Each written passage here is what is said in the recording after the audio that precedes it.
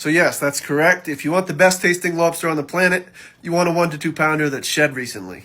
You can tell that this lobster on the left has shed recently by looking under its claws. You can see how light colored it is and how orange it is. If you look at this large lobster on the right, you can clearly tell that it hasn't shed in a very long time. You can see underneath its claws are real dark and real black. And that's where the big difference in flavor comes from. The longer they go without shedding, the worse they taste. And sometimes these large lobsters will go years without shedding, whereas the small ones will shed every year. If you look under the claws of the middle lobster, you can tell that it hasn't shed in about a year.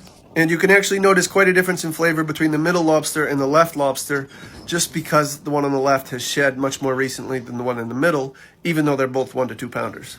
So it basically comes down to how recently the lobster last shed. Now, hard shells do have their advantages. They're a lot more durable and can survive long distance trucking. That's why you see them in other parts of the country. They also have a lot more meat in them. So when you pick them apart, you can notice a lot more meat in the hard shells compared to the shedders.